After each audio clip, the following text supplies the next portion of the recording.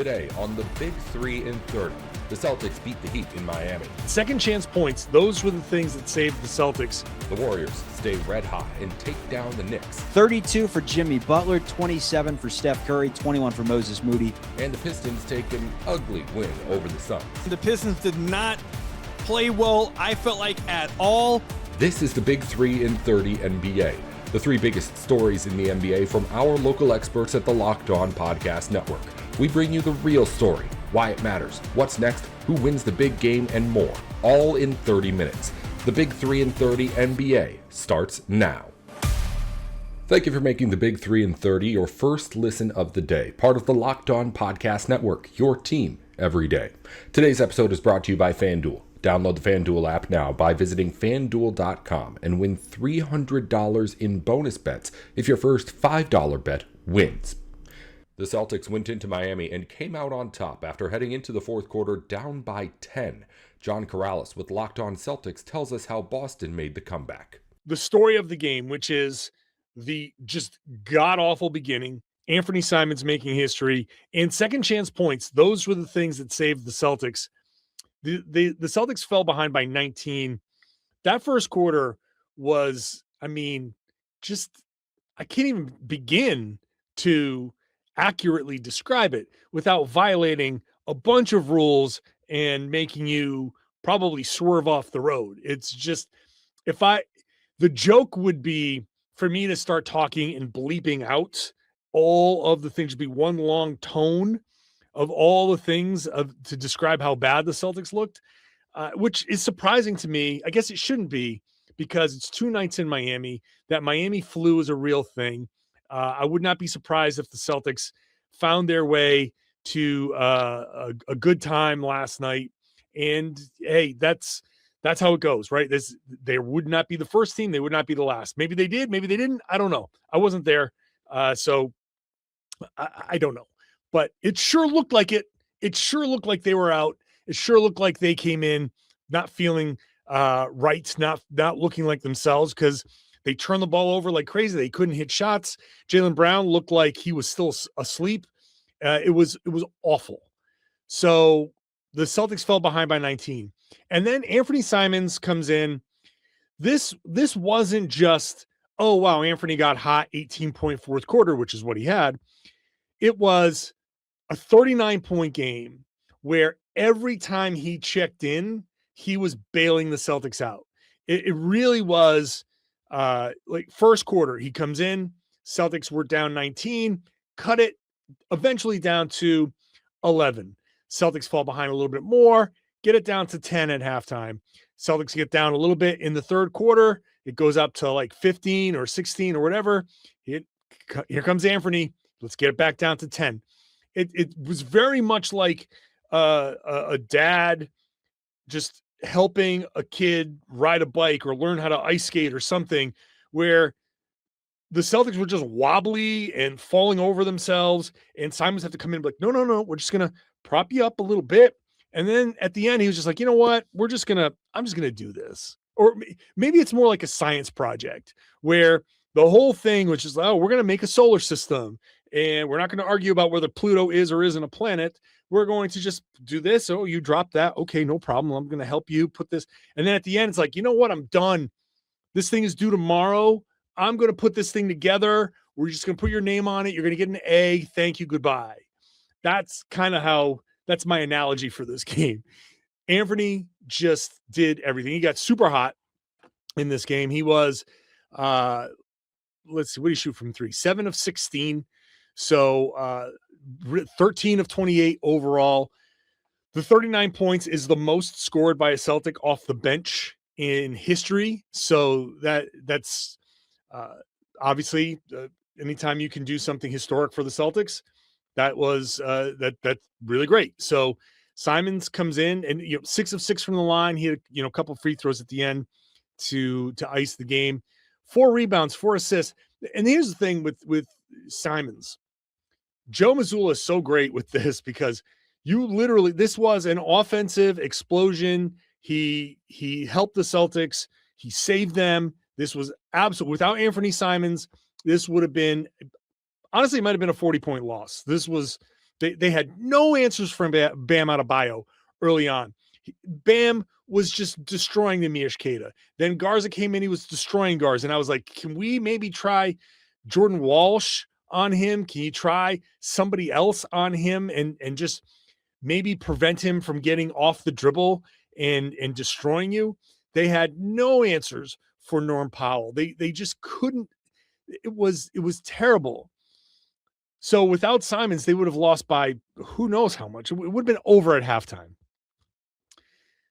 But Joe Mazzulla is like, hey, yeah, the scoring is great, but his defense, his defense, he had a steal. He had that steal, was so great. And, the rebounding was, in traffic, and that was so good, and blah, blah, blah. Like, Joe Mazzulla absolutely refuses to credit, to praise Anthony Simons without mentioning the defense. And he does the same thing with Sam Hauser, actually. He just will not let anybody be one-sided on in their assessment of Simons. And he does have a bit of a point. Like, Simons has improved his defense and has been has been less of a one-dimensional player than he has in the past. So but Simons was just incredible and was like the main reason why the Celtics were able to stay in this game, but also not just the only reason, though. The main reason, but not the only reason. Celtics 31-7 in second chance points. And honestly, I didn't go back and total them up, but a lot of Simons' shots were second chances. Like, the reason why the Celtics were up to 31 on their second chance points, they were 10 of 15 on second chance opportunities, because Simons was hitting a lot of these shots. Like, Simons got a bunch of second chances. And I think ultimately the efforts by Jordan Walsh, by Luka Garza, Ugo Gonzalez, Baylor Shireman got in there for an offensive rebound. You had everybody except for Anthony Simons had at least one offensive rebound. Those second chances were critical to the Celtics, because you don't get a lot of those opportunities. Anthony Simons doesn't get 28 shots if the second chances weren't there, and the Celtics don't win that margin, right? They had 91 shots overall. You have 4 more shots to make 2 more than the Miami Heat. They were 41 of 91. The Heat were 39 of 87. The Celtics 13 of 39 from 3. Miami 15 of 42. Now their shooting early really looked like it was going to destroy the Celtics. The first quarter was 6 of 12 for Miami. And if it wasn't for Simons coming in for that, 11 points, like, look at the first quarter. Jaylen Brown, 1 of 4 3-points. Sam Hauser had the first 4 points. Like, it was a 4-3 lead for the Celtics. Funny, Hauser was responsible for both leads. He had the 2 points, the 2 baskets to make it 4-3. And then he hit the 3-pointer on a pass from Simons, which, when we come back, we'll talk about like the gravity of Simons, and before we get to the individual performances, because it was the gravity of Simons that allowed Sam to hit that 3-pointer to take the lead. But the Celtics got kind of nothing in that first quarter from their starters, but it was 11 points from Simons, 5 from Luka Garza. It's divisional round time in the NFL playoffs, and FanDuel is in playoff mode. Every game day during the NFL playoffs, FanDuel is giving customers even more ways to get in on the action. Right now, every NFL playoff game day, FanDuel users get a profit boost pack waiting for them inside the app. Each game day, you'll see a pack loaded with multiple profit boosts you can apply to the bets you like most. Open your profit boost pack first thing on game day and see what boosts you want to apply. The boost lets you lean into your game day instincts, whether you're backing momentum, defense, quarterback play, or coaching. Every play feels bigger, and the boosts make your bet feel that way too. Visit FanDuel.com, an official sportsbook partner of the NFL, and grab your profit boost pack every NFL playoff game day. Welcome back to the Big 3 and 30 NBA. The Warriors have now won 4 of their last 5 games after getting a 13-point victory over the Knicks Thursday. Charlie Walter recaps the win on Locked On Warriors. Warriors cruised to a comfortable 126-113 win. 32 for Jimmy Butler, 27 for Steph Curry, 21 for Moses Moody, and 19 for Brandon Pajemski, the 4 Warriors in double figures. That's how it was supposed to look. I mean, at one point in the season, we thought you add Jonathan Kuminga in there, and those are your 5 top scorers. But tonight is how it's supposed to look. You can add DeAnthony Melton into that fold, but Moses Moody and Brandon Pajemski playing good in the same game has been such a rarity this season. It happened maybe Phoenix or Memphis early on in the year where it was like, okay, they can play well in the same game. And then when you get a good Jimmy Butler game and you get a good Steph Curry game, this team looks good. Now, the competition today, it was New York without Jalen Brunson. It was New York on the second half of a back-to-back, and it's a New York Knicks team that is currently sputtering. Take away what you want from it, but take away this. Warriors are 10-4 in their last 14, Kolsky. Yeah, I mean, that is the biggest takeaway. Got to win basketball games, and we talked about this stretch being important. And so far, so good. I mean, you beat a Portland team that you've struggled with all year. You beat a Knicks team that, yes, is missing their best player, but is still pretty. I mean, OG Anunoby tonight. Oh, my gosh. He was awesome, but they took care of it. They handled business on the home floor, and it wasn't, once again, a non-clutch game, right? So, you know, someone in the chat just said a win is a win, and that's true, but also a win where you don't have to stress it down the stretch is nice. And you got that against Portland too. I mean, I think there's a lot to improve. There's the obvious, as George Costanza would say, there's a big matzo ball hanging out there that we don't even need to get into right now, but that some resolution I expect is coming in the next couple weeks. And like you said, we know this team can be really good if they get Moses Moody and Brandon Pajemski and DeAnthony Melton all playing together and well at once. The question is, how often can you count on that?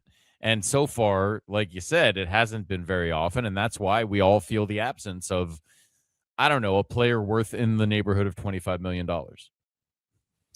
Yeah, the way that I've been, whoever that player ends up being, to be clear, I'm not talking about the guy they have now. I'm just saying, like, that's what's missing is $25 million worth of NBA player would sure make this team look a lot more consistent, I think. Yeah, and it's just, I mean, you see the potential from Moses Moody in a game like tonight when he just is trigger happy, right? Every chance he had tonight, as soon as he touched it, his eyes were locked in on the rim. And he wanted it, and he took how many threes? Ended up taking 9 threes, hit 7 of them, hit a lot of them in like a 5-minute stretch, it felt like, where the Warriors really just kind of pulled away.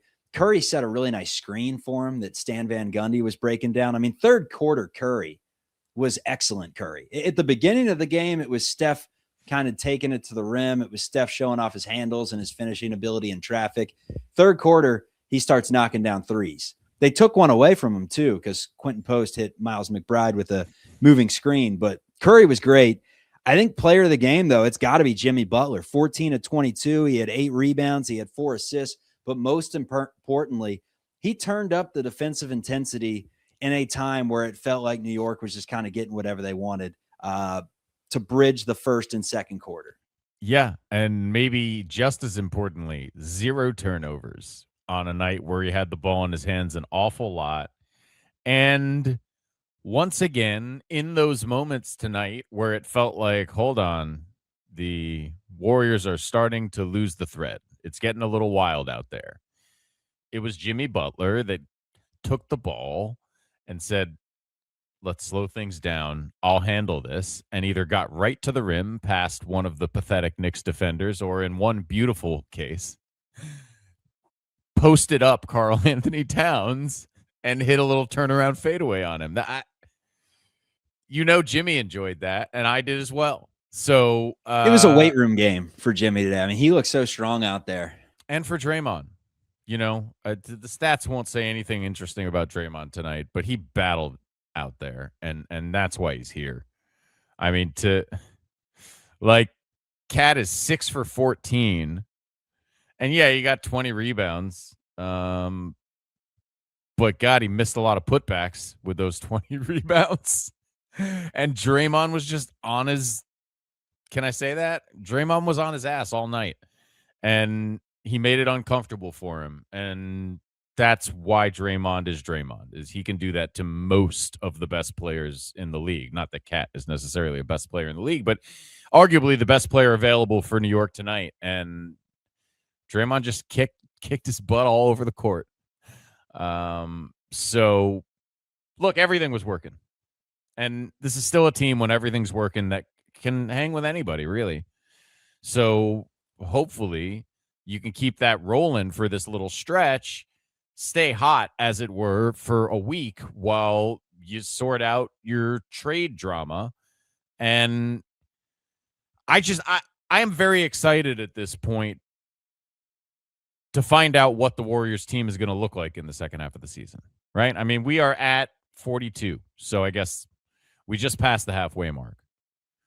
But if you can get 35 games with whatever you want your team to be, whatever trade happens, whatever move you make, 35 games with that final group, like, I think they can still put themselves in a good position, which is to say a real playoff spot.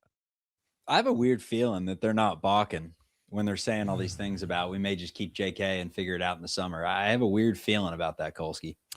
Yeah, I hear you, but I just think it's what you have to say. Friedel was basically saying that, like, he's not a nuisance by any means, that the players kind of like him and he kind of likes the players. He's just on vacation, man. He's like me at work, you know, you just kind of show up, you're there for a good time. Yeah, it's just that. But you got to use that roster slot. It's so, for that something, is too right? stupid. I'm sorry. That's just too stupid. If that is where we land, then everything anyone has ever said hating on the Warriors front office and ownership and even Steve Kerr, it's all true. Like, I've never really bought into the wasting Steph Curry narrative. I've never really bought into the Joe Lacob's ego is ruining this thing. And I never really thought that stuff is real. But if they keep Kuminga again, what is it, 14 straight now? He's gotten DNP coach's decision. And in the worst of those games, they have needed scoring so badly. It's the one thing we know he can do. And to not go to him under those circumstances, you're not going to be able to play him again. That would mean you are literally choosing nothing. Over $25 million worth of NBA player, you choose nothing. And if that's what they do, like, I have no respect for that whatsoever.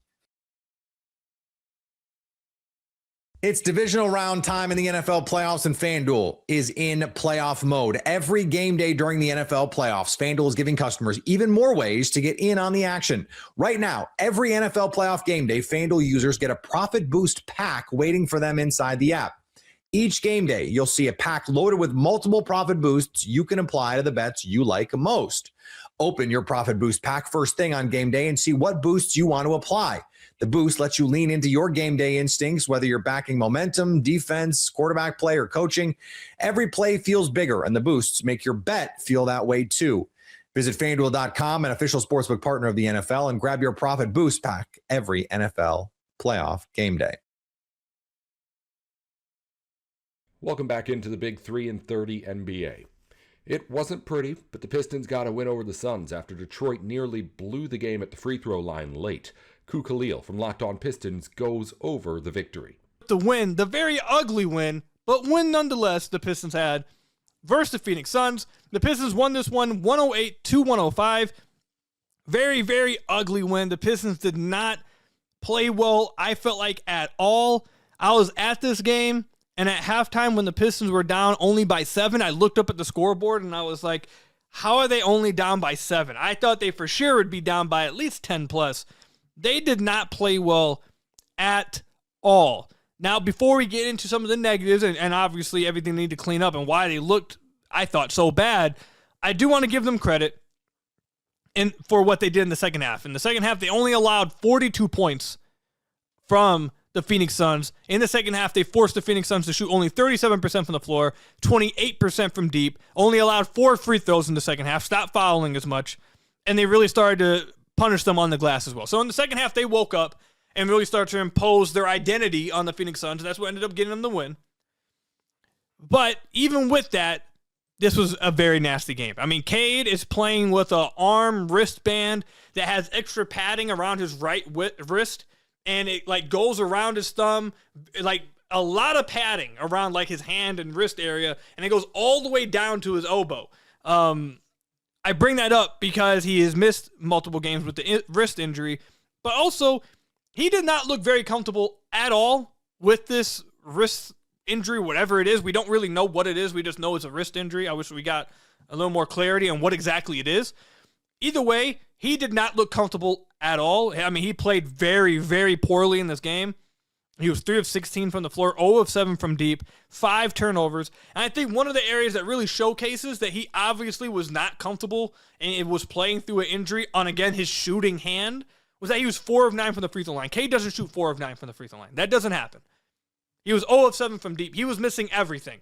He just did not look comfortable. Even when he was handling the ball, he was turning the ball over on some weird stuff. He just did not look comfortable at all with this, whatever he's dealing with his wrist. And honestly, if that's how he, what he's suffering through and he's playing through, I'd rather him just sit out. I wonder if like the whole 65 games get to the All-NBA thing is playing into this a little bit, but he clearly did not look 100% in this game. He still played 38 minutes, but again, he shot 4 of 9 from the free throw line. I mean, Cade does not shoot bad like that from the free throw line. Doesn't happen. And being at the game, he just did not look comfortable. So he didn't play well. One of his worst games, if not the worst game of his season. But it seems directly correlated with the fact that he's dealing with the wrist injury on his shooting hand, and we don't really know what exactly it is. Is it a bone bruise? Is it a wrist sprain? What exactly is it? Cade didn't play well. In the first half, Asar Thompson was putrid. I mean, Asar played really bad in this first half. Second half, woke up a little bit, played a lot better, especially in this third quarter. I thought that's really when the whole team played better, like this, especially the starters. In that third quarter, really woke up and kind of just got through whatever it was before. But Asar was really bad in this first half, just like not knowing exactly. I felt like he was very unsure of where he was supposed to be in the half-court offense. Like he didn't know where to be. He was just kind of like out there. And we'll talk a little bit more about that later. But he was really bad in the first half. Harris LeVert, he was really bad, but we're going to save him for later as well. He was really bad in the first half. And then overall in the game, the Pistons shot 23 of 37 from the free throw line. They turned the ball over 17 times. And this isn't one of those games where it was like Asar took 10 free throws and only made like 4 of them, and he was tanking the free throw percentage. He only took 2 free throws. I mean, Cade was 4 of 9. Duncan Robinson, 1 of 3 from the free throw line. Ron Holland, 5 of 9 from the free throw line. I mean, Ron and Duncan and Cade, all of them were missing free throws at the end of this fourth quarter to close the game out. I mean, the Suns could have set this to overtime. The Pistons had multiple chances to just hit free throws at the end of the game to close the game out, and Ron, Cade, and Duncan all missed free throws to keep the Suns in it. I mean, the Pistons did not look good in this game. They got the 3-point win because, again, their identity is defense, and they got to that in the second half. I mean, holding a team in 2026 to 42 points, I mean, that's unbelievable. So, I mean, like, they got back to what their identity was, and they woke up in the second half, so give them credit for that. They stopped fouling in the second half as well. Like, Phoenix in the first half had 21 free throws. Second half only had 4. So, I mean, like, the defense got way better. I thought the whole team looked way better in the second half. So, I know a lot of people are attributing it to 5 days of rest. They had a little mini break, and they came out a little lazy. I think even JB Bickerstaff probably would agree with that because I was at the game. I sit on the visitor side. I'm across from their bench where my media seat is. So, I bring that detail up because even from there, I could hear JB in the first half call a timeout at one point, and when he called the timeout, scream at his team, "Wake the bleep up." So even JB, it seems like during the game, felt like they were just like sleepwalking or just were not ready to play. Like they were still lazy, whatever, feeling like they were on break. So I'm sure that play plays a lot into it. I mean, Cade just not being healthy plays a lot into it, but I'm sure like the whole team not playing well in that first half really has to do with, they were on a break and maybe they started out a little sluggish. I mean, Sounds like JB agrees with that. I'm not going to poo-poo that. That's definitely probably plays a lot into it. But they just didn't play well. And they were lucky, I felt like, to win this game. Now, they do, I mean, saying lucky is probably a little bit too far, probably a little bit of a stretch, because you do end up having to make the plays. You do end up having to play the defense in which they played. One of the adjustments that I thought JB Bickerstaff actually did, which I'm sure a lot of you guys were happy with, because you guys have been in the comments complaining about this a ton. In the first half, he had Asar on Dillon Brooks, and Dillon Brooks was 3 of 8 in that first half, but Grayson Allen got off on him. He had 21 points, 5 of 10 from the three-point line, 6 of 11 from the floor. Then in the second half, he switched Asar off of Dillon Brooks and put him on Grayson Allen. And then in the second half, Grayson Allen was 5 of 14, 35% from the floor, 2 of 10 from deep, only 12 points. He finished with 33, but all of his damage was in the first half. I know a lot of you guys have been complaining that why are you wasting Asar on like the point of attack guy? Just put him on the guy who's killing you the most on the offensive end of the floor. I mean, I've seen you guys complain about that with the Boston games when Jaylen Brown's going off and you have Asar just guarding Payton Pritchard. The Clippers game when you have him guarding James Harden and Kawhi Leonard's killing you. It seems like JB made that, not seems like, he did make that adjustment in this game. And I think that really contributed to Grayson Allen kind of getting slowed down. Not kind of, I mean, he did get slowed down. He was 5 of 14 in the second half. So a really good adjustment from JB. But, I mean, look, you'll take any win. This team continues to be at the top of the Eastern Conference. And despite the fact that their offense continues to just, they're not getting nearly enough shooting. I mean, they made 9 threes and 7 of them were from Duncan and Jay and Ivy. It's not good enough. They need more shooting. They desperately need more shooting. Tobias played well. He was getting really into it with Dillon Brooks and the opposing bench, talking a lot of trash. He hit He hit Dillon Brooks with the too small after scoring on him in the post. Tobias is getting talking a little bit more this year. I'm not gonna lie. He was 6 of 11, 16 points in this game. But even despite like, I'm not. It feels like I'm minimizing what Tobias does, and if it feels like that, I'm sorry. But like, even when Tobias, I mean, he was a plus 22 in this game. I'm not trying to say Tobias didn't play. He absolutely did. It's just that, like, I don't know. Maybe you guys understand what I'm saying. Even when Tobias plays well, when you see he doesn't hit any threes, it only takes 2, it kind of just still, it's like, man, they really need somebody out there at the 4 to really get some threes up. 'Cause you're not going to win consistently when you're only making 9 threes a game. Like, that's way too big of a gulp between, I mean, like, the Suns made 17 threes. They outscored the Pistons by 8 times 3, 24 points from beyond. I mean, like, it's hard. Not saying you have to be a top 3-point shooting team in the league, but it's going to be hard to consistently win like that when you're getting outscored by 24 points every night from beyond the arc. So, I don't know. Maybe I'm nitpicking a little bit with that. Tobias did play well, though.